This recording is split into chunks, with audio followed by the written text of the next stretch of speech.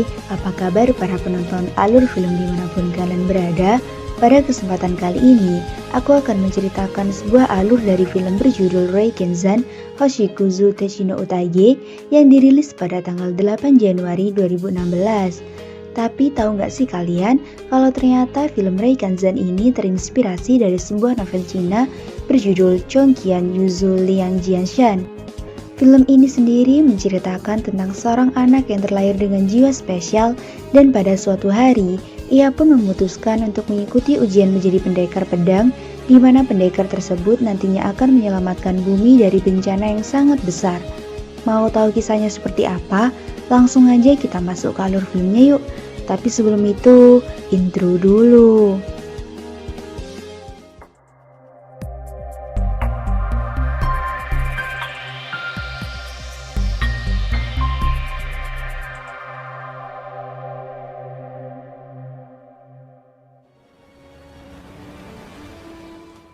Di awal scenes, terlihat dua orang tetua dari klan Reiken bernama Lemoto dan Obu sedang meramal kedatangan sebuah era kehancuran. Tak berselang lama, mereka dikejutkan dengan kemunculan komet Kushu yang merupakan pertanda dari bencana tersebut.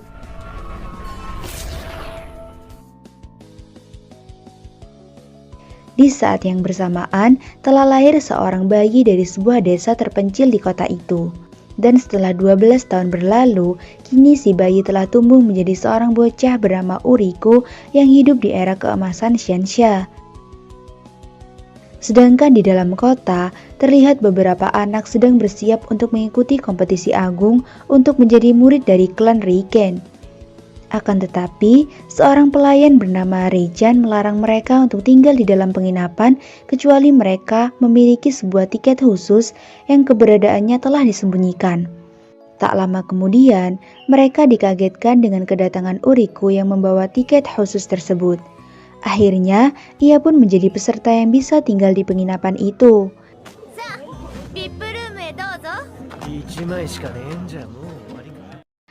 Di sisi lain, keberhasilan Uriko menemukan tiket menarik perhatian seorang peserta bernama Keunho yang berasal dari negara Yuntai.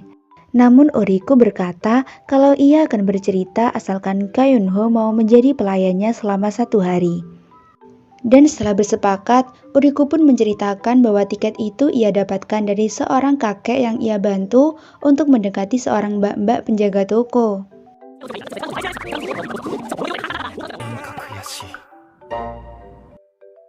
Di saat yang sama, Reichan sedang bertaruh dengan seseorang yang menyuruhnya untuk menjual 100 lobak dalam sehari dan jika Reichan tidak berhasil, ia harus berhenti menjadi perwakilan klan Reiken dan pulang ke rumah. Akan tetapi, rupanya lobak yang dijual sangatlah mahal dan membuat Reichan berputus asa. Sesaat kemudian, Uriko yang datang ke sana dikejutkan dengan kedatangan pelayannya bernama Ochu yang mengatakan bahwa semua barang bawaan mereka telah dirampok. Karena itu, Uriko pun membuat kesepakatan dengan Reichan untuk menjualkan lobaknya asalkan ia mendapatkan makanan sampai ujian dimulai. Alhasil dengan kecerdikan yang ia miliki, lobak itu pun dengan sekejap habis terjual.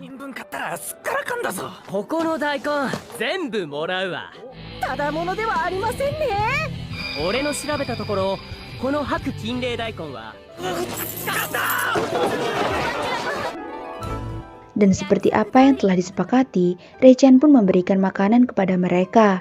Tak hanya itu, Reichan ternyata juga memberikan sebuah kunci dan 1 keping koin sebagai imbalan.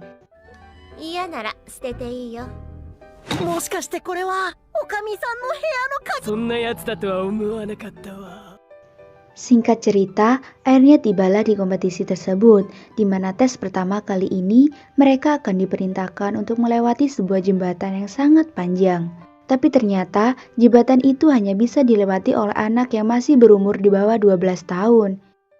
Di sana Uriko kembali bertemu dengan Keunho yang mengajaknya untuk bekerja sama. Kemudian saat di pertengahan jalan, secara tidak sengaja Ochu menjatuhkan sebuah kantung di tempat itu. Tak lama kemudian, mereka melihat sebuah bejana air terkutuk yang mana untuk mendapatkan air pada bejana tersebut dibutuhkan emas sebagai alat tukarnya.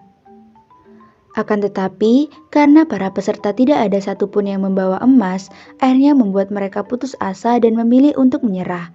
Untuk itu, Uriku pun memberitahu mereka bahwa jembatan ini terbuat dari emas. 火は燃えて火を生む。そんな簡単に掘れるもんじゃねえな。ふーちゃん、風呂敷開けて。はい。 Di sisi lain, rupanya Reichan diam-diam telah membantu Uriku untuk menyelesaikan misi itu dengan meninggalkan rantang emas untuknya. Namun bencana akhirnya terjadi ketika ada salah satu peserta yang berusaha untuk mengangkat bejana air tersebut. Beruntung Uriku dan teman-temannya berhasil sampai di ujung jembatan dengan selamat.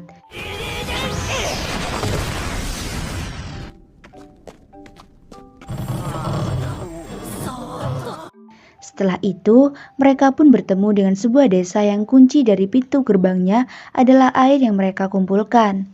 Alhasil karena keberhasilan tersebut, para penduduk pun memberikan makanan yang sangat banyak kepada mereka bertiga. Di sisi lain, para peserta yang berhasil selamat sangat iri dengan pelayanan yang diberikan kepada Uriku. Tak berselang lama, ia didatangi oleh seorang peserta bernama Shushin yang merupakan putra kedua Kekaisaran Shukeshu. Sedangkan 3 peserta bersaudara yang sangat kesal padanya bernama Shakushi, Unikoshi, dan Rikoshi yang kita sebut saja sebagai trio Shi. Dan karena trio Shi ingin menyerangnya, Uriku pun berteriak untuk memanggil seorang ninja penjaga. Di sana, Uriku ternyata telah menyadari bahwa tes yang mereka hadapi selanjutnya adalah berusaha untuk keluar dari dalam desa itu. Pagi harinya, ketika ia berjalan-jalan bersama Kaunho, Uriku kembali melihat trio Shi yang sedang membuli seorang peserta lain. Sontak Uriku pun berteriak untuk memanggil ninja tersebut. こんなデブとっくにリタイアじゃね？ Rupanya peserta itu bernama Bonhu yang merupakan putra Kekaisaran Shoran. Kemudian Bonhu pun mengajak Uriku bekerja sama agar ia bisa terlindungi. Akan tetapi, Uriku menolak ajakan Bonhu dikarenakan Uriku memiliki rencana lain untuknya. Di sisi lain, rupanya Shunshin sedang berusaha mempengaruhi Ochu untuk berhenti menjadi pelayan Uriku. Singkat cerita, setelah mengumpulkan informasi, Uriku pun mulai menyimpulkan apa yang harus mereka lakukan. Keesokan harinya, tiba-tiba Bonhu mendatangi mereka untuk memberitahu tentang apa yang telah terjadi padanya. Di mana ia rupanya telah diangkat menjadi cucu oleh seorang nenek bernama Ryo. Akan tetapi, pada suatu hari, Bonhu melihat nenek Ryo sedang bertengkar dengan istri dari sang kepala desa. Dikarenakan ternyata nenek Ryo memiliki hubungan tersembunyi dengan kepala desa tersebut. Alhasil, Uriku pun menyimpulkan bahwa mereka bisa memanfaatkan kesempatan ini untuk segera bisa keluar dari desa. Untuk itu, Kaunho lalu pergi menemui kepala desa untuk membicarakan tentang masalah tersebut. Di saat yang sama, ternyata para peserta lain juga sedang berusaha untuk mengumpulkan informasi dengan cara memberi bantuan kepada warga desa.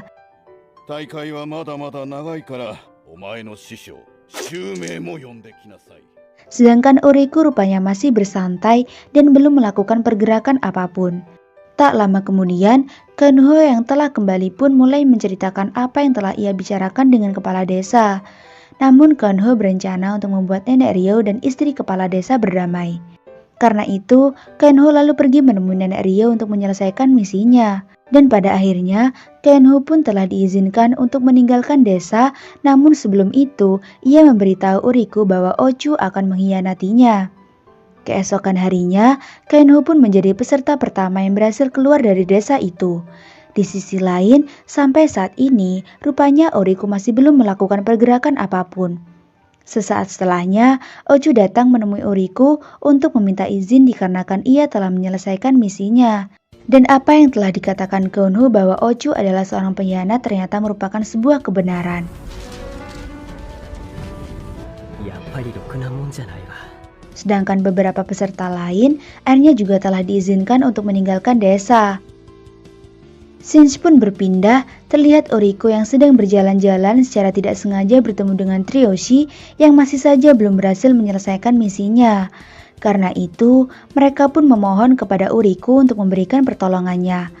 Namun Uriku menolak karena setelah sekian lama berdiam diri, akhirnya Uriku sudah siap untuk melakukan pergerakan. Akan tetapi, peserta lain yang melihatnya dibuat bingung dikarenakan Uriko malah menolong seseorang yang namanya tidak ada di dalam daftar misi. Kemudian ia pun melanjutkannya dengan menolong 120 penduduk yang ada.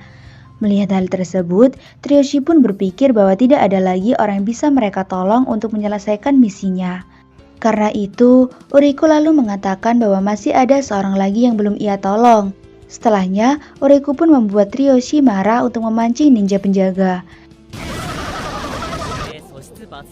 Dan saat Uriko ingin menolongnya, si ninja berkata bahwa Uriko masih belum cukup untuk membantunya. Mendengar hal itu, Uriko pun terus melanjutkan misi untuk membantu para warga. Hingga pada suatu hari, Uriko kembali memancing kedatangan ninja penjaga.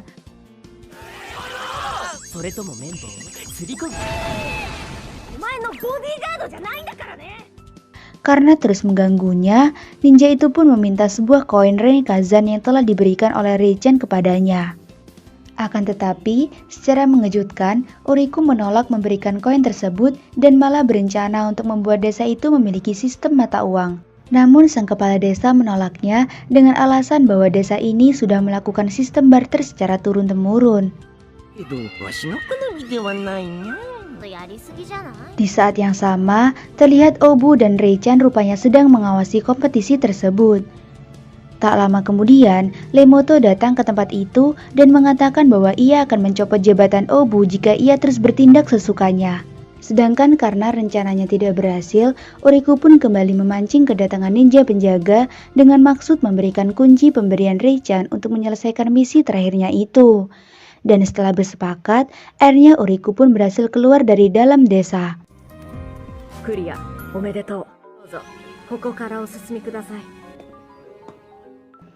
Di sisi lain, rupanya orang yang selama ini menjadi ninja penjaga adalah Reichan sendiri.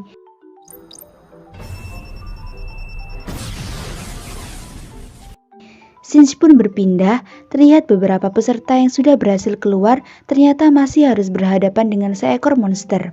Di saat yang sama, para tetua dibuat terkejut karena monster yang digunakan dalam kompetisi itu sangatlah berbahaya. Tak berselang lama, Uriko akhirnya muncul dengan memakai sebuah item hadiah yang sangat berharga. Dan dengan sekali tusukan dari pedang ilusi, akhirnya monster dan semua salju yang menutupi tempat itu pun menghilang.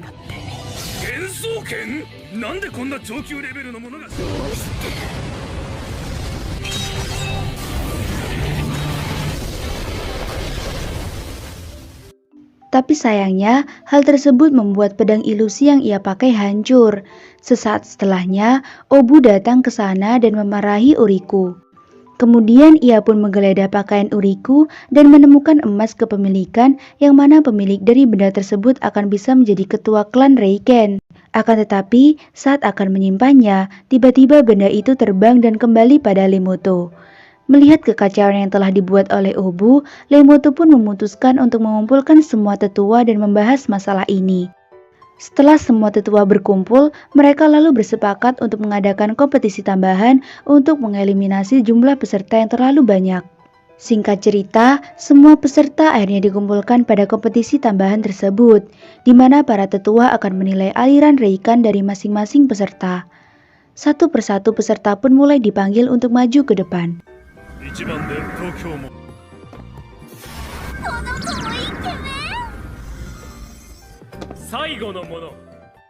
Dan ketika giliran Uriko, para tetua pun terkejut karena melihat Reikon langit legendaris dalam dirinya. Setelah semua tetua berdiskusi, akhirnya diputuskan ketiga peserta yang lolos adalah Shushin, Bunhu, dan juga Ochu. Sontak hal tersebut pun membuat Uriko sangat kesal kepada para tetua. Kemudian Kanho dan Uriko pun mendapat penjelasan mengapa mereka tidak diterima dalam tes terakhir itu. Yang mana ternyata penyebab tidak lolosnya Kanho adalah karena Reikon miliknya berada di level paling rendah dari para peserta yang lain. Untuk itu, para tetua merekomendasikannya untuk menjalankan misi di distrik Maupo.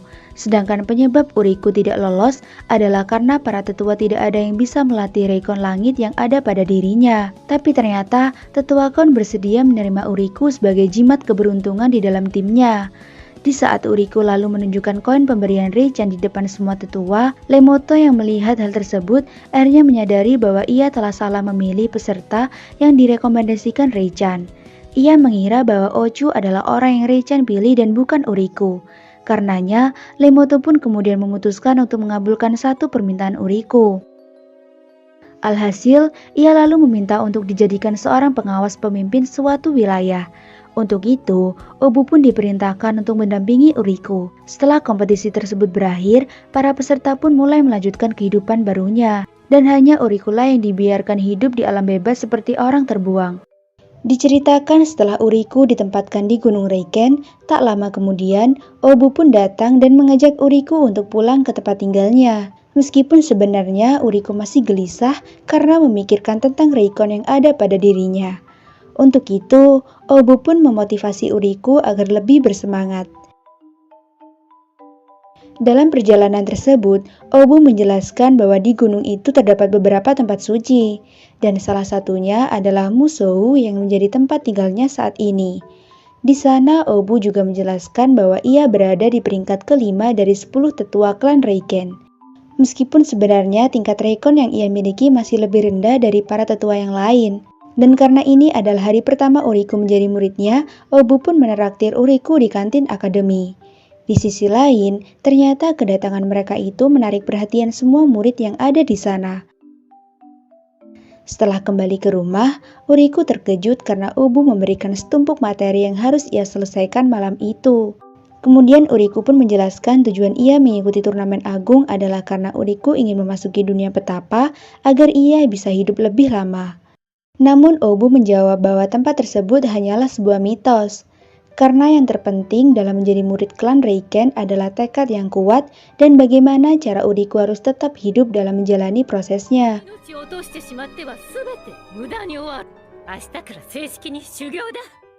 Singkat cerita, 2 tahun pun telah berlalu, dan setiap hari Uriku jalani dengan berendam di air herbal dan kemudian pergi ke akademi untuk belajar.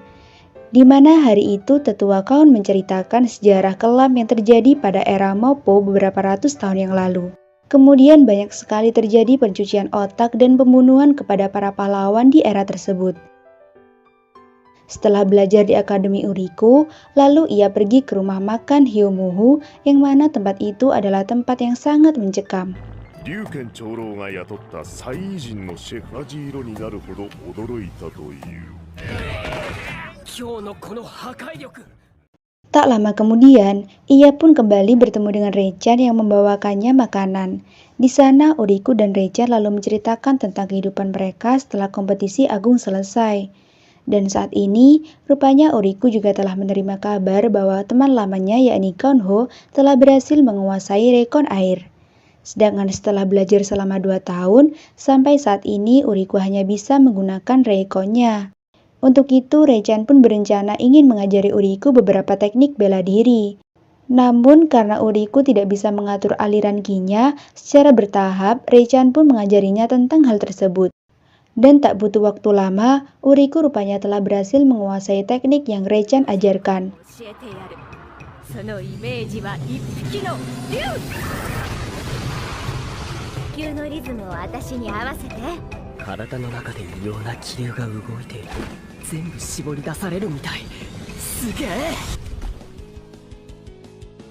Keesokan harinya, Uriku pun kembali berlatih bersama Rei-chan. Akan tetapi karena tak terima, Obu lalu menyuruh Uriku untuk membawa orang yang mengajarinya itu.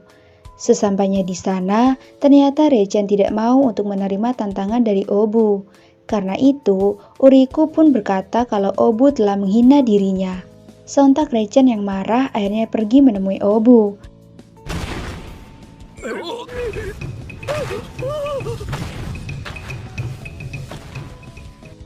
Singkat cerita, mereka berdua pun berkelahi. Dalam perkelahiannya itu, Obu berhasil dikalahkan oleh Rei-chan. Alhasil, Obu akhirnya diperintahkan oleh Rei-chan untuk menuruti apa yang dikatakan oleh Uriku.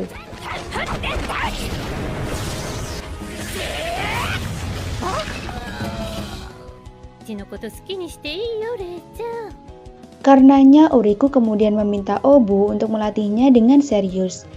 Mendengar hal tersebut, Obu pun sangat kesal sebab selama ini ternyata Obu telah melatih Uriku dengan cara khusus. Yang salah satunya adalah air herbal yang digunakan mandi Uriku ternyata bertujuan untuk memperbaiki sekaligus meningkatkan ketahanan tubuh dan juga untuk melatih Musoken Kotsu atau tempat menyimpan energi pada tubuhnya. 天地の霊気に対する適応性が強く、そしてその容器が新たに霊気を与え Di sisi lain, rupanya Gonho juga akan pergi ke Gunung Reiken untuk melanjutkan latihannya. Sedangkan setelah beberapa kali mandi menggunakan air herbal, akhirnya Uriku sudah siap untuk melanjutkan ke tahap selanjutnya. Di sana Obu menjelaskan bahwa ia akan melatih Uriku dengan metode Musoko yang ia ciptakan sendiri, di mana metode ini lebih fleksibel karena Uriku bisa mengubah metode sesukanya sehingga dapat disesuaikan dengan segala keadaan. Namun ternyata metode tersebut tidak semudah yang Uriku perkirakan. Meski begitu, rupanya Uriku masih belum bisa untuk memulai pelatihan Reiki, mengingat masih ada 10 tahapan lagi yang harus ia lewati. Hari-hari pun Uriku lalui dengan belajar di akademi pada pagi hari dan lanjut berlatih dengan Obu pada malam harinya. Sebulan kemudian, Uriku pun pergi ke tempat Reichan untuk memberitahunya bahwa setelah berlatih menggunakan metode Musoko, semua teknik yang telah Reichan ajarkan di masa lalu telah menghilang. Karenanya, Reichan pun menyimpulkan bahwa hal tersebut terjadi karena metode yang diajarkan Obu berada di tingkat yang lebih tinggi dan telah mengeliminasi teknik yang ia ajarkan. Untuk itu, Uriku pun meminta agar Reichan mengajarkan teknik lain yang tidak akan tereliminasi oleh metode tersebut. Karena terus memaksa, Reichan pun membawa Uriku ke hutan untuk mengajarkan sebuah teknik bernama Tenshi Hiho, di mana penggunanya akan lebih mudah untuk berlari dan memanjat. Dalam waktu sehari, ternyata Uriku berhasil mempelajarinya, dan sebelum pulang, Reichan ingin mengenalkan Uriku kepada teman latihannya.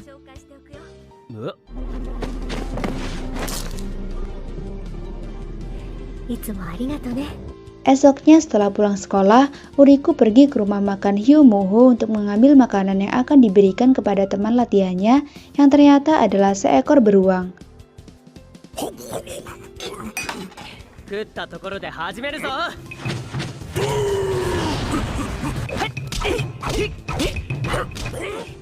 Saat kembali ke rumah, Uriku melihat Obu sedang membaca sebuah buku latihan.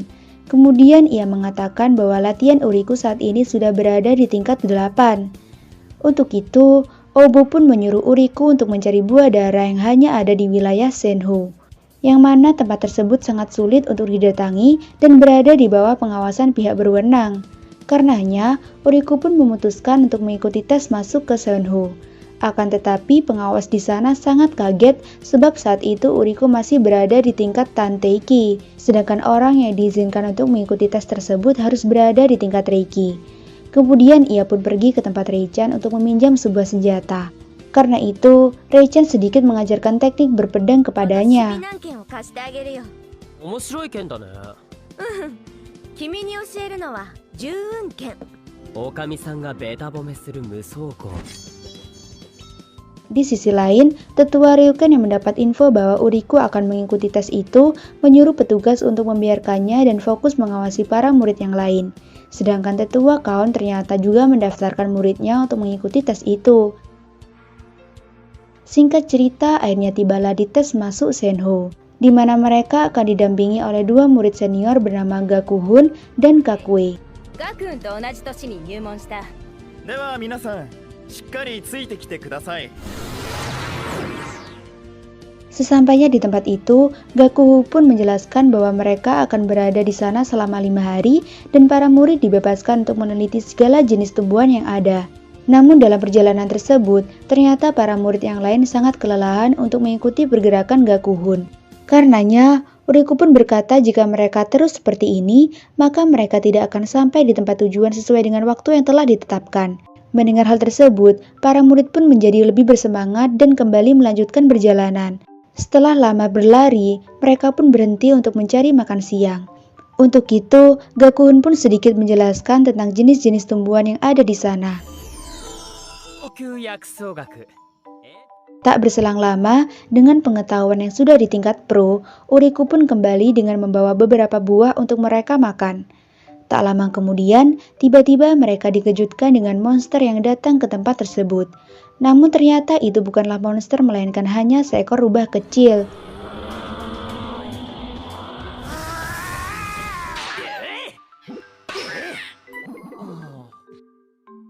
Di sisi lain, rupanya Ochu juga sudah menyiapkan sebuah rencana untuk mereka. Namun ternyata rencana itu gagal dan mereka malah diserang oleh beberapa monster. Alhasil Gakuhun lalu memerintahkan kepada mereka untuk segera mundur.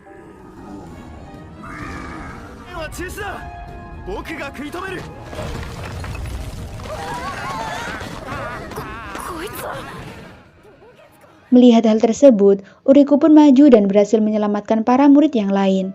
Karena peristiwa itu, Gakuhun lalu memutuskan untuk membatalkan tes dan segera kembali. Tapi Uriku menghentikannya dan malah memanggil Obu untuk datang ke tempat itu. Tak lama kemudian, setelah Obu datang, ia pun menyuruh para murid untuk melanjutkan perjalanan. Sedangkan ia dan Uriku akan berusaha untuk mencari penyebab kedatangan para monster tersebut. Akan tetapi ternyata itu hanyalah sebuah tipuan yang dibuat oleh Obu agar ia bisa mendapatkan buah darah.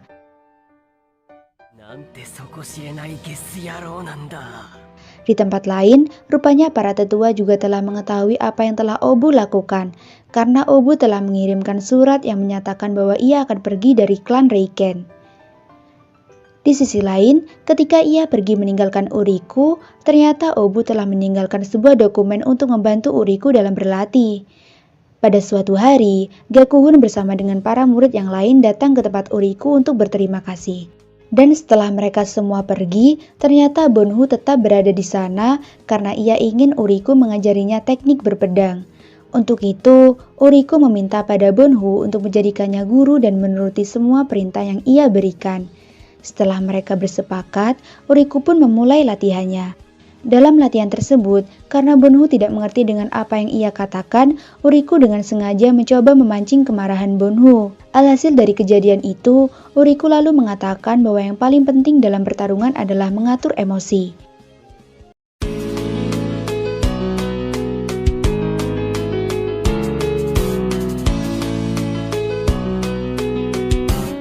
Hai, apa kabar para penonton alur film dimanapun kalian berada?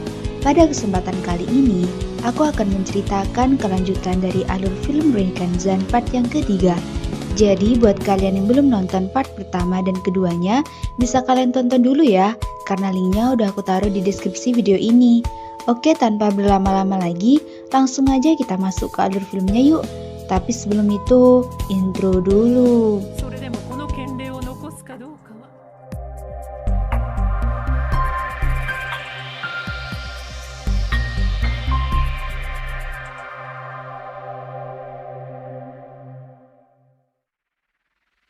Diceritakan ketika Uriku sedang melatih kemampuan berpedang Bonhu, ia juga mulai menyadari manfaat metode Musoku yang telah Obu ajarkan.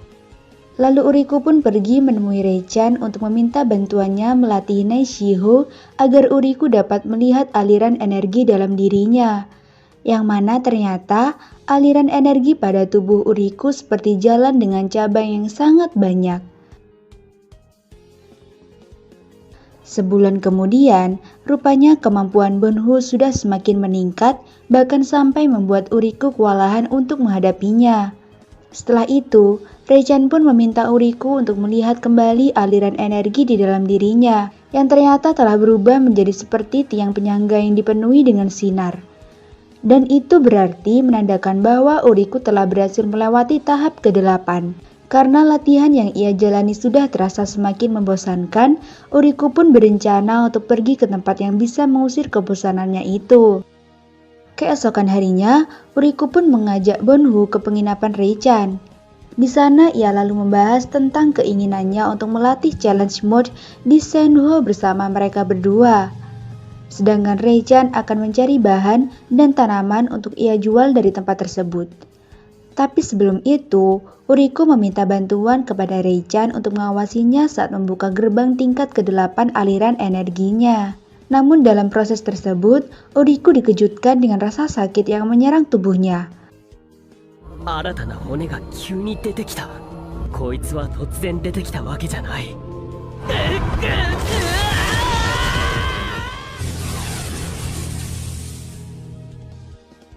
Beruntung Reichan dengan sigap berhasil mengembalikan kesadaran Uriku.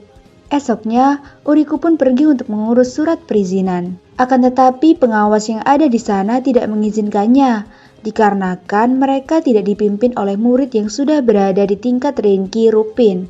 Untuk itu, Uriku lalu menunjukkan tanda yang diberikan oleh 5 tetua kepadanya dan membuat pengawas tersebut mau tidak mau harus memberi izin kepada Uriku.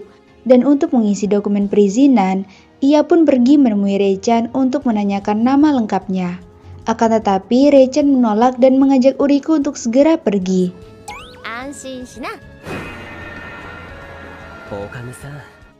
Di sisi lain, rupanya Lemoto dan yang lainnya sedang menunggu kedatangan dari seorang tetua bernama Tetua Shichi yang baru saja pulang dari sebuah perjalanan. Kemudian Tetua Ryuken pun meminta maaf kepadanya karena pencurian yang dilakukan oleh Obu di Senhu. Sesaat setelahnya, Lemoto pun sangat marah ketika melihat Reichan bersama Uriku sedang berada di tempat itu. Di sana mereka juga membicarakan tentang jurus ramalan yang sedang dikembangkan oleh Lemoto saat ini. Sedangkan Uriku dan kedua temannya saat itu sedang berhadapan dengan monster ular untuk mendapatkan buah darah. Di sana akhirnya Uriku dan Bohu mengetahui kalau Reichan adalah putri dari Lemoto. Namun ia memilih untuk tidak tinggal bersama ayahnya disebabkan karena insiden 30 tahun yang lalu, di mana dahulu klan Reiken pernah diserang oleh monster rubah berekor 9 yang sangat kuat. Akan tetapi karena para tetua tidak bisa mengalahkannya, mereka pun akhirnya menggunakan sebuah metode khusus untuk menyegel rubah itu di dalam tubuh seorang anak perempuan yang tak lain adalah Reichan. Tapi hal tersebut membuatnya tidak bisa menggunakan kekuatan sihir dan hanya bisa menggunakan teknik bela diri. Tak berselang lama, Uriku mendapat surat panggilan yang memerintahkannya untuk bertemu dengan para tetua. Yang mana rupanya ia dipanggil karena Tetua Shichi yang merupakan penanggung jawab wilayah Shunhu ingin bertemu dengan murid dari Obu yang juga merupakan gurunya. Di sana Uriku juga mendapatkan hadiah dari Tetua Shichi. Kemudian mereka berdua pun pergi ke Shunhu untuk menemui Reichan dan Bonhu.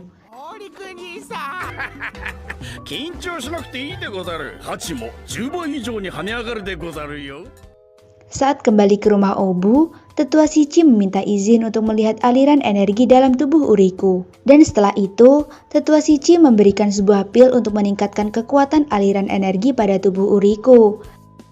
Kemudian Tetua Shichi pun menceritakan mengapa ia sangat baik kepada Uriku. Hal tersebut dikarenakan ia ingin membalas kebaikan yang telah diberikan Obu kepadanya di masa lalu.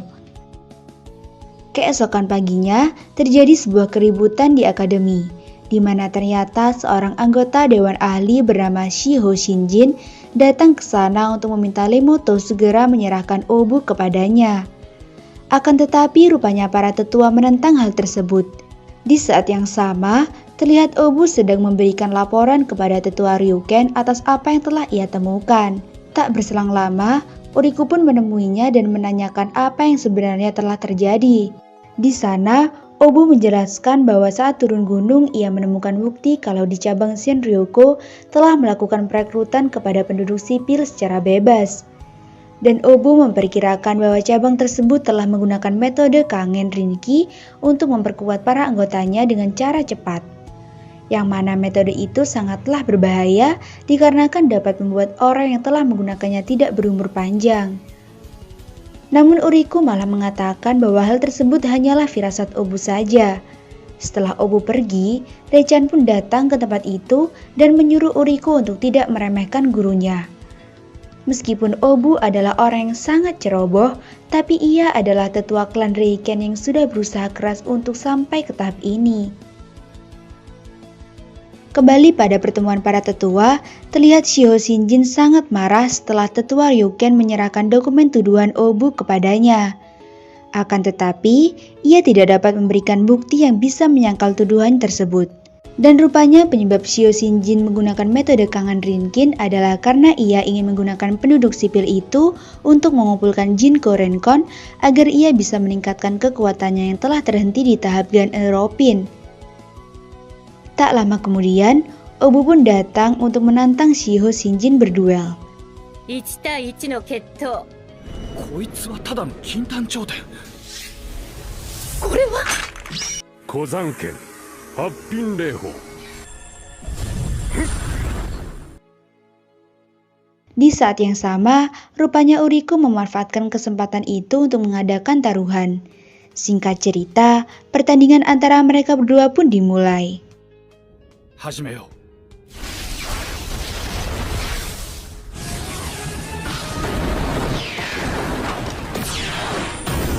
あんな鋭いとっさきの上に立つなんて。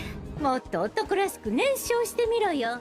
うちの Di tengah pertarungan tersebut, Xiao Xinjin sangat terkejut karena Obu berhasil menahan semua serangannya dengan sangat mudah. Dan pada akhirnya, Xiao Xinjin pun berhasil dikalahkan oleh Obu. ちょっと本気出しなさいよ。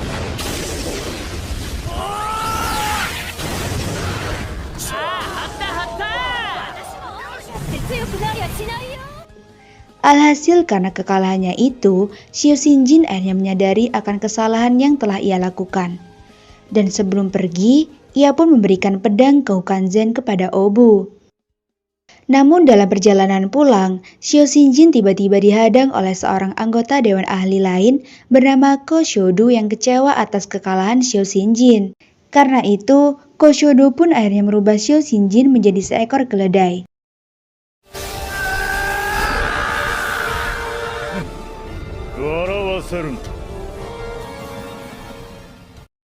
Setelahnya, Ko Shodu pun mengirimkan sepucuk surat yang berisi sebuah ancaman kepada Lemoto. Sontak hal itu membuat Lemoto memutuskan untuk segera memberikan pelatihan atribut kepada para murid klan Reiken sebelum semuanya terlambat. Di sisi lain, rupanya Ko Shodu juga mengirim 2 muridnya untuk mengawasi pergerakan dari klan Reiken. Sedangkan Uriku yang menyadari kalau ia sedang diikuti, akhirnya bertarung dengan kedua murid dari Dewan Ahli tersebut.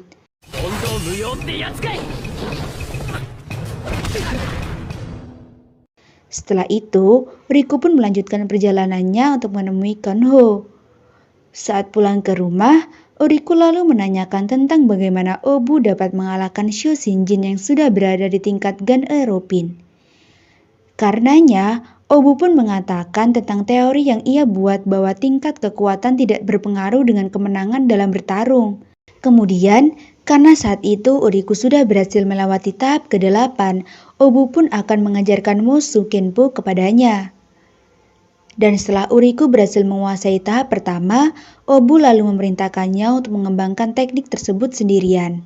Untuk itu, ia pun mencari bantuan dan pergi ke tempat Reichan, namun karena Reichan tidak ada, Uriku akhirnya terus berimajinasi dan memikirkan cara mengembangkan Mosu Kenpo di rumah makan Hyomoho. Melihat hal tersebut, Mbak Koki pun bertanya apa yang sedang Uriku pikirkan. Alhasil Uriku lalu menjelaskan tentang permasalahan yang sedang ia hadapi untuk mengembangkan teknik berpedangnya. Kemudian Mbak Koki berkata bahwa teknik berpedang tidak bisa hanya dikembangkan dengan imajinasi saja, dan harus dilatih secara langsung. Mendengar perkataan itu, Uriku pun menyadari bahwa Mbak Koki bukanlah orang biasa. Karenanya Uriku lalu meminta bantuan Mbak Koki untuk menjadikannya murid. Setelah bersepakat, mereka berdua pun terus berlatih sampai Uriku menguasai teknik berpedangnya. 1 bulan kemudian, terlihat semua murid klan Reiken sedang berkumpul di mana hal tersebut berkaitan dengan program pelatihan atribut.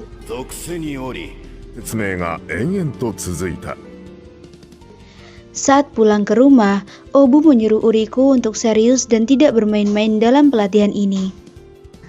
Akan tetapi, agar Uriku dapat menguasainya, ia harus berhasil menaklukkan arwah yang ada di dalam pedang tersebut. こんな頼りない主でも大丈夫か？やっぱ洗った方がいいと思うけど。 Singkat cerita, akhirnya tibalah di acara pelatihan atribut yang akan diselenggarakan di Provinsi Suken, di mana para murid akan berpartisipasi selama 1 tahun. Sedangkan Uriku ternyata ingin memanfaatkan kesempatan tersebut untuk melihat kembali desa Todofu yang merupakan tempat kelahirannya. Diceritakan saat para murid klan Reiken melaksanakan pelatihan atribut, Uriku pun pergi ke tempat tinggalnya untuk melihat keadaan semua penduduk yang ada di sana. Akan tetapi, sesampainya di tempat itu, ia sedikit bingung lantaran Uriku merasakan para penduduk bersikap dingin padanya. Di tengah perjalanan, Uriku akhirnya bertemu dengan sang kepala desa yang memberitahunya apa yang sebenarnya terjadi.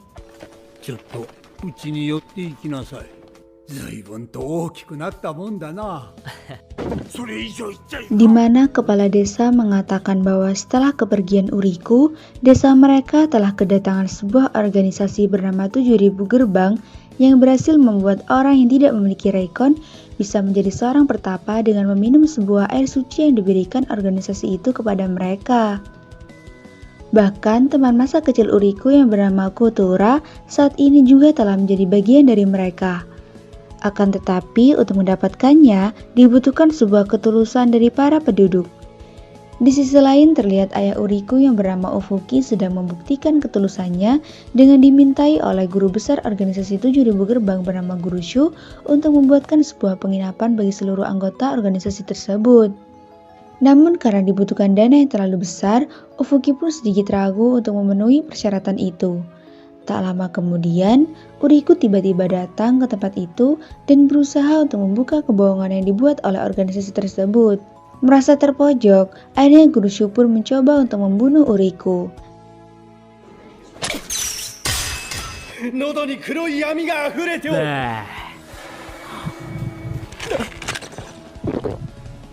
Karena hal itu tidak berhasil, ia pun memprovokasi semua penduduk dengan berkata bahwa Uriku adalah seekor iblis. Alhasil akhirnya Uriku pun mengeluarkan pedangnya dan bermaksud untuk membunuh Guru Shu. Akan tetapi tiba-tiba Kotora malah menghentikannya. Di sana Kotora lalu berusaha untuk meyakinkan semua penduduk dengan menceritakan tentang kebaikan yang diberikan oleh organisasi tersebut. Karenanya, Uriku pun berniat untuk membunuh Kotora sekaligus. Beruntung Ufuki segera membawa anaknya pergi dari tempat itu. Sesampainya di rumah, Uriku akhirnya juga mengetahui kalau surat yang selama ini ia kirim tidak pernah sampai kepada kedua orang tuanya. Sesaat setelah itu, mereka dikejutkan dengan para penduduk yang datang untuk mengusir Uriku. Sontak Uriku pun bangkit dan memutuskan untuk menghabisi semua anggota dari organisasi tersebut. Di tengah pertarungan itu, salah satu guru yang bertarung dengan Uriku lalu mengeluarkan sebuah racun dari dalam tubuhnya.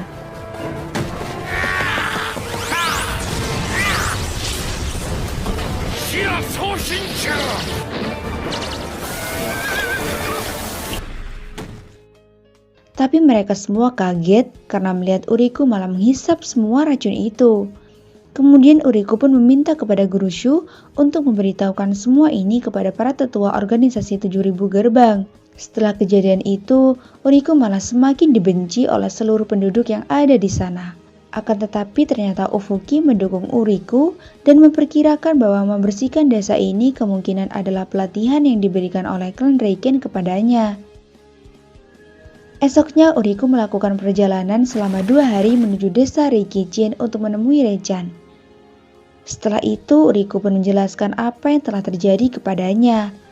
Tak berselang lama, Uriku juga bertemu dengan Bunhu yang ternyata berada di sana, dikarenakan ia masih menunggu seorang teman yang mau bekerja sama dengannya untuk menjalankan pelatihan. Alhasil Uriku pun akhirnya mengajak Bunhu bersamanya. Sedangkan Rechan ternyata tidak mau ikut campur dalam masalah ini. Karena itu, ia pun terus membujuknya sampai akhirnya Rechan mau untuk membantu Uriku.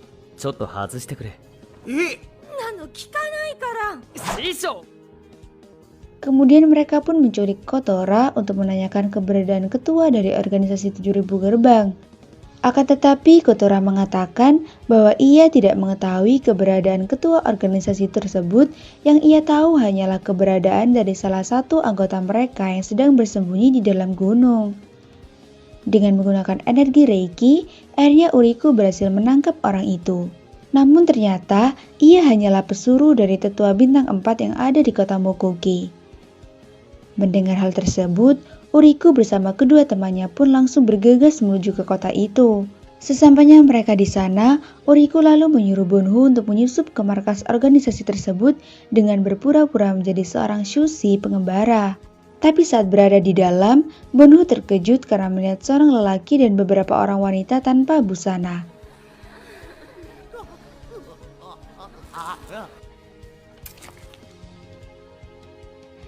Kemudian ia pun akhirnya kembali dan menyampaikan informasi tersebut kepada Uriku. Namun Bunhu berkata bahwa ia tidak melihat orang yang mereka cari dan malah bertemu dengan seorang tetua bintang 6 yang berada di tingkat Chikuki. Lalu Uriku menyuruh Bunhu untuk menceritakan semua yang ia lihat di tempat itu, dan Uriku pun menyimpulkan bahwa tetua bintang 4 adalah wanita yang berada di samping lelaki tersebut. Karenanya, Uriku pun menyuruh Rei-chan untuk masuk ke tempat itu dan menggoda tetua bintang 6 tersebut. Sesampainya di sana, ternyata si tetua tidak menyukai Rei-chan dan malah mengusirnya dari tempat itu. Alhasil Rei-chan yang kembali dengan perasaan marah pun memberikan sebuah pukulan untuk Uriku. Karena rencana mereka tidak berhasil, Uriku akhirnya turun tangan dengan mengubah bentuk tubuhnya menjadi seorang wanita. 私の名前はオーロ、よろしく。無双剣骨の応用だよ。 Namun ternyata usaha Uriku itu gagal karena ia dikalahkan oleh tetua bintang 6. Beruntung Rei-chan segera datang untuk menyelamatkannya. Setelah berhasil menangkap kedua tetua itu, Uriku lalu memaksa mereka untuk membongkar kebohongan yang telah dibuat oleh organisasi tersebut kepada para penduduk desa Todofu. Akan tetapi tetua bintang 6 berkata bahwa rencana mereka tidak akan berhasil lantaran para penduduk tidak akan bisa menerima kenyataan ini dan malah akan membuat Uriku semakin dibenci. Di sana ia juga menceritakan bahwa organisasi 7000 gerbang melakukan semua ini disebabkan mereka sudah tidak bisa untuk meningkatkan kekuatan. Alhasil akhirnya mereka lalu memilih melakukan penipuan agar bisa mendapatkan uang. Mendengar hal tersebut, Uriku pun berencana membuat sebuah aliran sendiri untuk merubah pemikiran penduduk desanya. Dan aliran itu ia beri nama Bureau Intelligent Administration Area Kushu atau disingkat GQ. Sedangkan kedua tetua tersebut yang ternyata bernama Kain dan Suika akhirnya juga mau ikut membantu Uriku. Di sisi lain, rupanya para penduduk desa juga sedang memikirkan cara untuk mengusir Uriku dari tempat itu. Sesaat setelahnya, kedua tetua tersebut telah sampai di sana dan mulai menyebarkan kejahatan yang dibuat oleh organisasi 7000 gerbang dengan berkata bahwa organisasi tersebut telah mengguna-guna para penduduk desa Todofu. Kemudian Uriku dan teman-temannya pun mulai menjalankan sandiwara yang telah mereka rencanakan sebelumnya.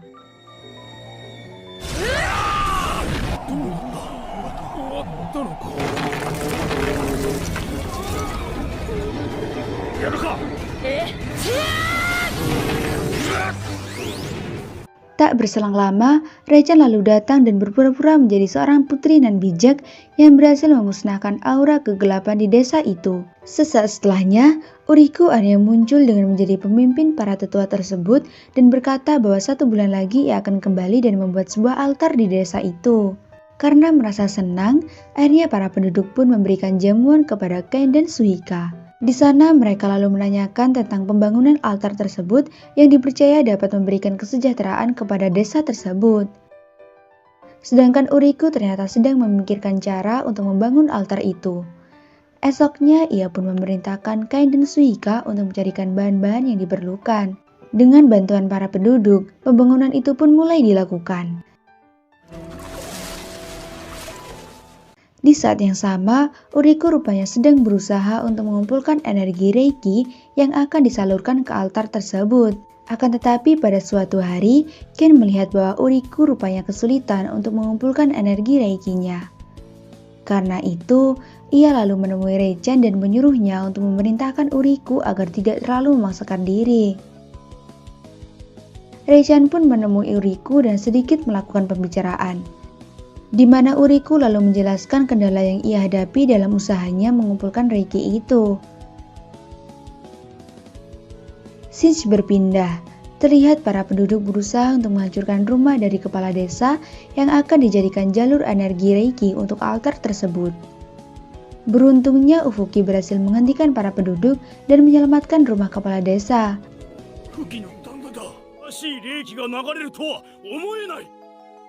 Di tempat lain, rupanya Uriku juga hampir berhasil dalam pelatihan tersebut. Singkat cerita, tibalah hari di mana Uriku akan mengaktifkan altar itu.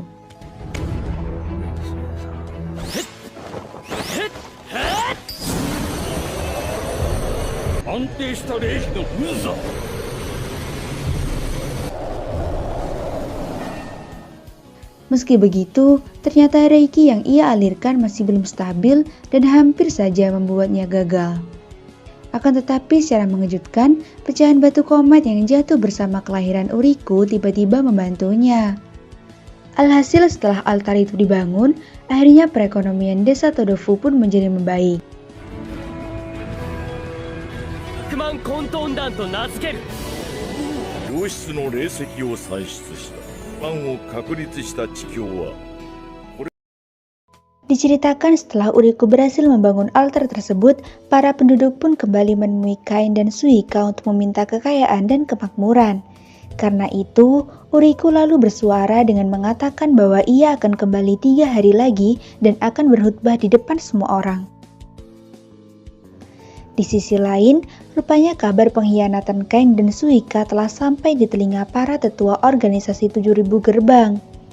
Karena itu, sang pemimpin lalu mengirim salah satu tetua bernama Sachi untuk memastikan kebenaran tersebut. Bersama dengan Kotora, tetua Sachi pun mulai melakukan perjalanan ke desa itu. Di tengah perjalanan tersebut, Sachi bertukar cerita dengan Kotora tentang kehidupan masa lalu mereka.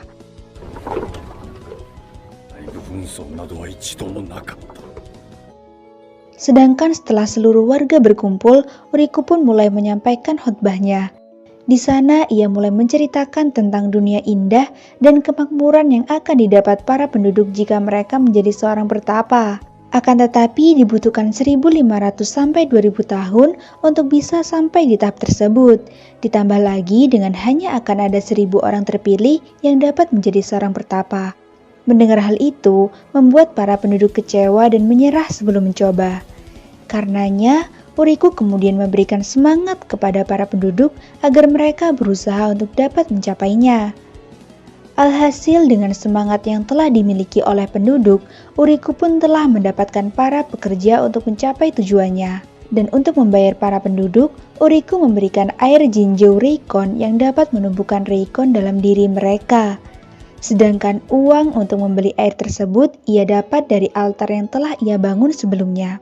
出る品質はバラバラだった。さすがですな、局長。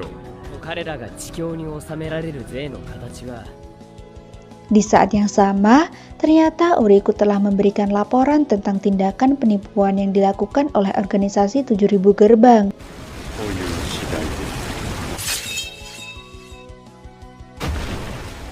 Sedangkan Sachi juga telah sampai di desa Todofu. Kemudian ia memerintahkan Kotora untuk memberikan sepucuk surat kepada Kain. Setelah berdiskusi dengan Suhika, akhirnya Kain pun memutuskan untuk menemui teman lamanya itu dan segera menyelesaikan masalah mereka. Namun dalam pertarungan tersebut, ternyata Kain tidak mampu untuk memberikan serangan kepada Sachi. Dan saat Kain akan terbunuh, beruntung Reichan segera datang dan berhasil menyelamatkannya.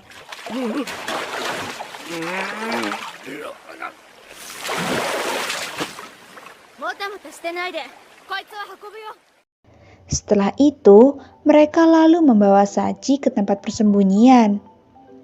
Di sana, Uriku memaksa Sachi untuk bergabung dengan Monpanya dan menipu Sachi menggunakan sebuah pil racun penghilang Raikon. Singkat cerita, akhirnya kabar pengkhianatan Sachi juga sudah sampai kepada ketua organisasi 7000 gerbang yang bernama Yosojin.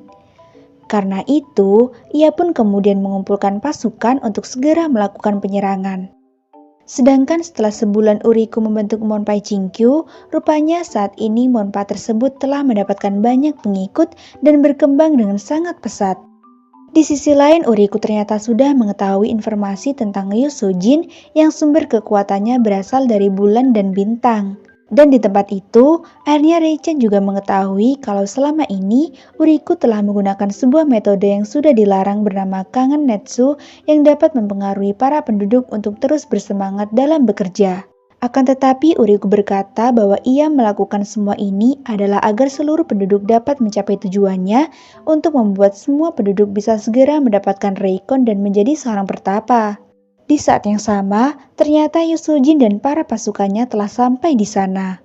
Karena melihat musuh yang cukup kuat, akhirnya mereka memutuskan untuk berkemah sembari menunggu bala bantuan.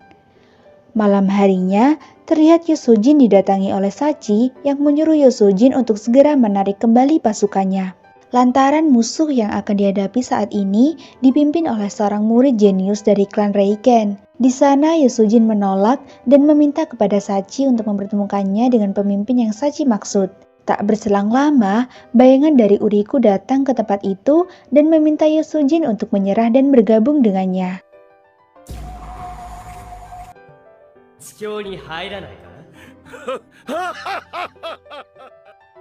Mendengar hal itu, ia pun tertawa dan menolak ajakan Uriku.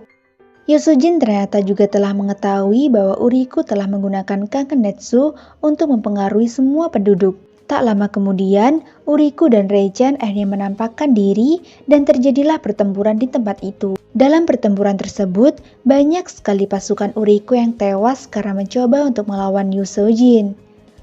Hingga pada akhirnya, ia baru menyadari bahwa itu hanyalah perangkap yang dibuat Uriku untuk melemahkan kekuatannya.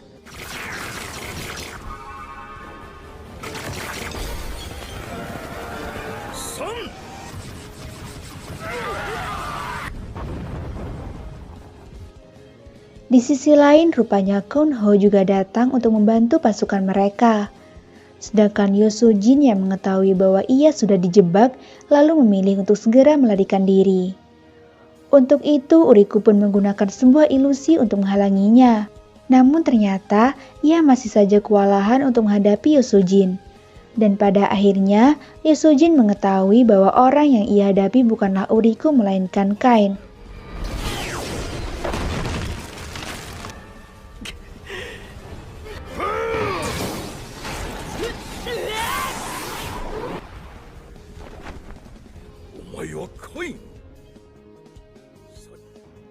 Tak berselang lama, Uriku akhirnya muncul dan ia pun bertarung dengan Yosojin. Meski begitu, ternyata kekuatan Yosojin masih tersisa dan membuat Uriku kesulitan untuk menghadapinya. Sesaat setelahnya, Kounho pun datang dengan maksud untuk menolong Uriku.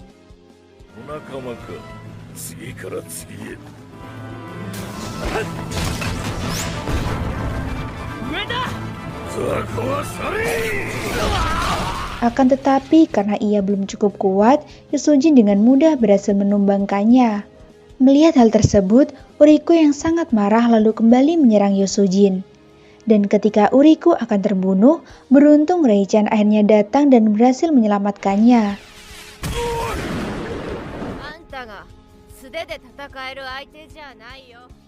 Setelah pertarungan itu, keesokan harinya Uriku menemui Yosojin untuk kembali mengajaknya bekerja sama.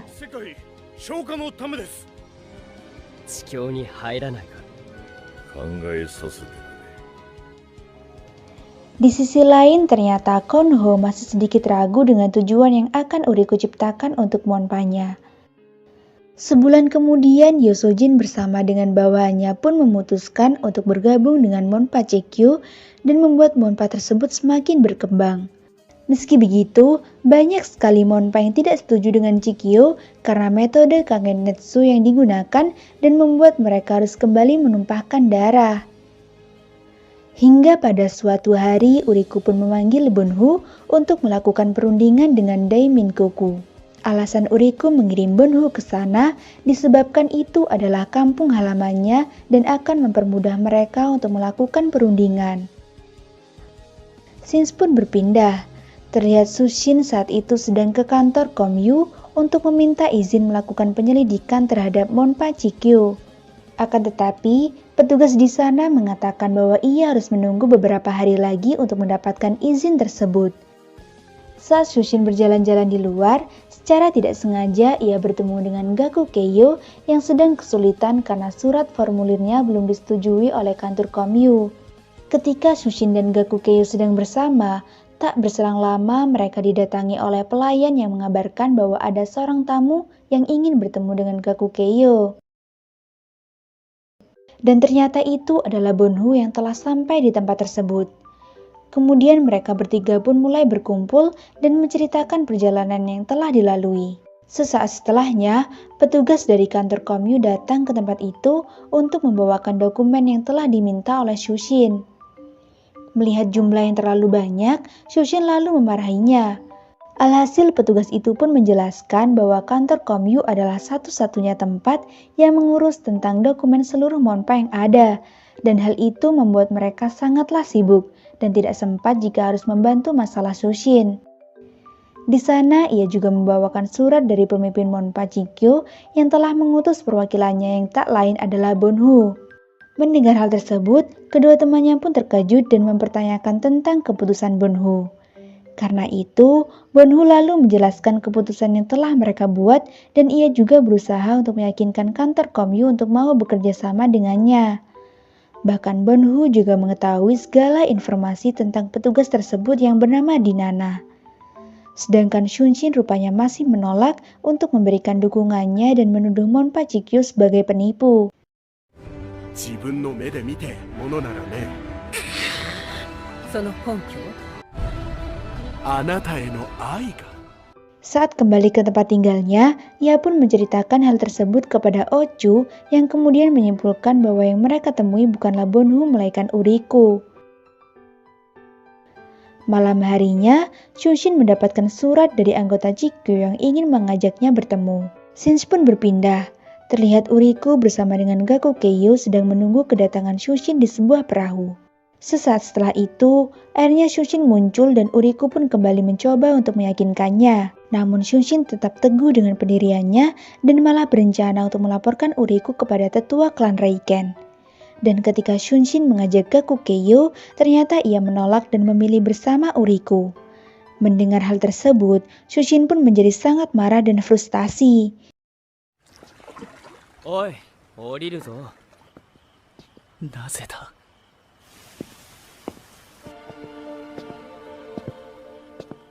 Hingga pada suatu hari, ia lalu memutuskan untuk pergi mencari semua bukti tentang Uriku dan Monpa Chikyu untuk kemudian ia serahkan kepada tetua klan Reiken.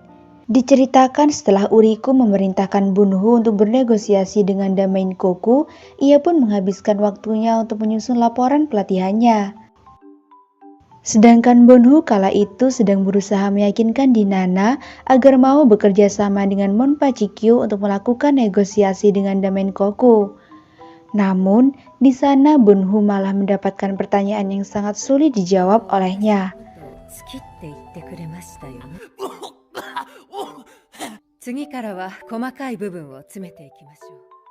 Saat kembali, rupanya Uriku dan Gaku Keiyo sedang menunggu Bonhu untuk menanyakan hasil dari perundingan tersebut. Karenanya, Bonhu mengatakan bahwa Dinana masih mempertimbangkan keputusannya dan ia juga telah diminta Bonhu untuk melanjutkan perundingan kembali. Singkat cerita, setelah Bonhu berhasil bekerja sama dengan Dinana, akhirnya Damain Koku pun menyetujui keberadaan Monpa Chikyu. Malam harinya, terlihat semua anggota dan para penduduk desa Todofu merayakannya dengan sangat bahagia. Di tengah-tengah perayaan tersebut, tiba-tiba Bonhu mendapat panggilan dari tetua Ryuken yang membuatnya menjadi murung.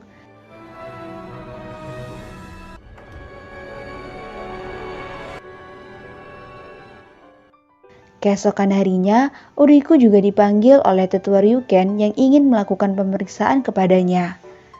Di sana juga sudah ada tetua Hokaku dan Obu yang telah menunggunya. Tak berselang lama, Uriku akhirnya muncul. Untuk itu, tetua Hokaku pun memberikan surat tuduhan yang diserahkan Shushin kepada klan Reiken. Melihat hal tersebut, Uriku tak memberikan perlawanan dan mengaku bahwa semua tuduhan itu benar. Namun ia tidak berniat untuk meminta maaf lantaran di dalam pelatihannya ini tidak ada larangan untuk mendirikan sebuah monpa. Kemudian tetua Ryuken pun berkata bahwa tujuan dari pelatihan yang diberikan klan Reiken adalah agar para muridnya mengumpulkan pengalaman bersosial dan memperkuat tekadnya bukan malah mengumpulkan uang dari masyarakat. Untuk itu, Uriku lalu memberitahu mereka bahwa ia tidak pernah mengambil uang sepeser pun dari Monpa Chikyu. Alhasil karena para tetua masih tidak mempercayainya, Uriku pun meminta kepada tetua Ryuken untuk memeriksa ketulusan dan kemurnian hatinya dengan menggunakan Monshiken. Meskipun sebenarnya tetua Hokaku tidak setuju, karena cara tersebut sangatlah berbahaya, apalagi untuk Uriku yang masih berada di tingkat Renki Runpin. Namun Uriko meminta kepada tetua Ryuken memberikan waktu selama 3 hari kepadanya untuk membangun tempat yang akan digunakan sebagai arena Monshinken. 準備をすれば問診券を受け止めることができる。その準備のためです。いいだ。 Sesampainya di desa, Uriko dengan segera memerintahkan para pengikutnya untuk membangun tempat tersebut.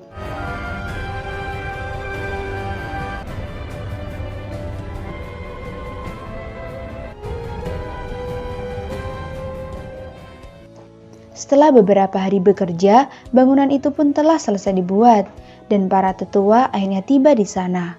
Sebelum Monshiken dimulai, Uriko memberikan surat laporan pelatihannya kepada Yoshojin, dan meminta Yoshojin untuk menyerahkan laporan tersebut kepada tetua klan Riken jika terjadi sesuatu kepadanya. Dan saat tetua Ryuken akan memulai ritual itu, secara mengejutkan tiba-tiba Uriko memberikan serangan kepadanya. Akan tetapi dengan sangat mudah, tetua Ryuken dapat menahan serangan-serangan yang diberikan oleh Uriko. Kemudian tetua Ryuken akhirnya memerangkap Uriko di dalam ilusi Monshiken. 聖が展開。これを私が地境と戦った時使った奥義。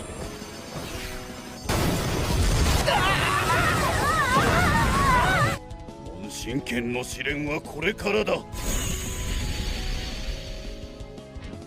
Di tempat itu, Uriko bertemu dengan arwah dari para musuh dan orang-orang yang Uriko korbankan untuk membangun Monpachikyo.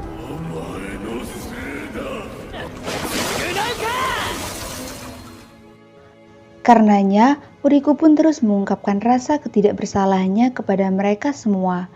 Di saat yang sama, tetua Ryuken sangat kagum dengan keyakinan yang dimiliki oleh Uriko. Namun semua itu telah berakhir, sebab Monshiken telah masuk ke dalam hati Uriko yang paling dalam. Uriko yang jatuh ke tahap tersebut pun melihat orang-orang yang menderita karena perang dan perjuangan mereka untuk membangun Monpachikyo. Alhasil, Uriko lalu mulai mempertanyakan tentang keputusannya tersebut. Dan saat itu juga, tubuhnya pun sudah merasakan efek dari Monshinken. Melihat hal tersebut, Reichan pun ingin memerintahkan tetua Ryuken untuk segera menghentikan ritual itu. Akan tetapi Sachi menghentikannya disebabkan ini adalah jalan yang dipilih sendiri oleh Uriko. Tak lama kemudian, mereka terkejut karena Uriko memanfaatkan kekuatan Riki untuk menguatkan hatinya. Melihat hal tersebut, tetua Hokaku pun meminta tetua Ryuken untuk segera membebaskan Uriko. 何が起きてるの？ 眼神を強化しているのか。まだ続けるのですか。俺は間違ってはいない。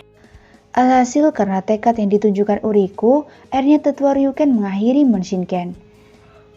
Dan setelah kejadian itu, Uriko pun dibawa ke tempat tinggalnya.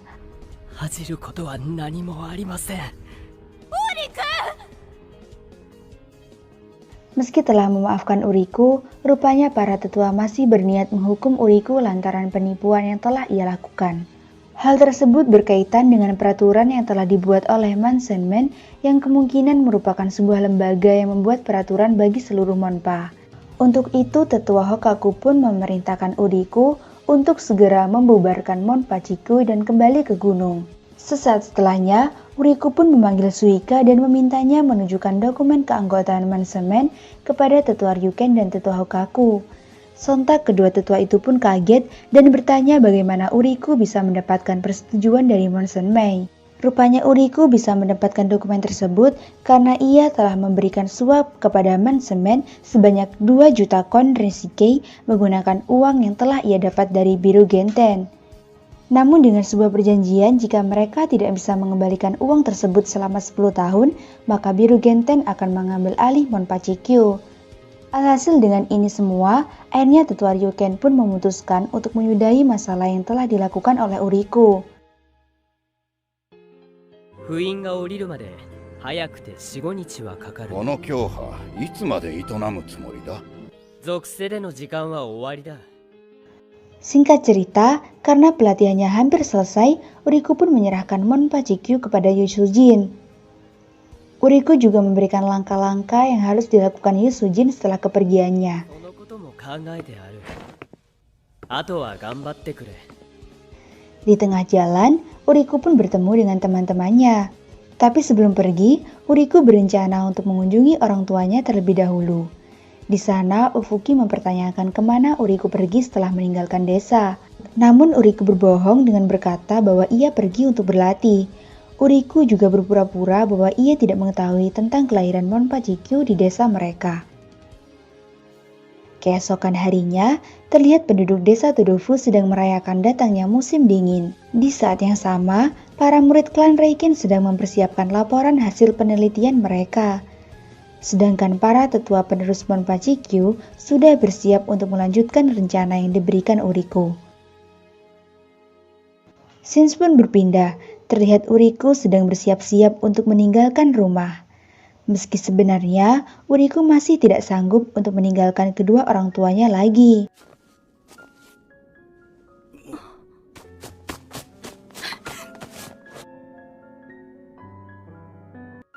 Di sana Uriku pun kembali mengingat kenangan masa lalunya di desa tersebut. Saat di tengah jalan, secara tidak sengaja Uriku bertemu dengan kedua bocah yang pernah menghinanya. Karena itu, Uriku kemudian memberikan jubahnya kepada mereka. Di sisi lain, Lemoto sangat kagum dengan pencapaian Uriku dalam pelatihan tersebut. Di akhir film, kita akan diperlihatkan dengan kedua bocah itu bermaksud mengembalikan jubah yang telah diberikan Uriku kepada Ufuki. Dan dengan ini, film Reikenzan pun berakhir. Oke, cukup sekian perjumpaan kita kali ini. Jangan lupa like dan subscribe ya. Semoga kita sehat selalu dan sampai jumpa di video-video alur berikutnya.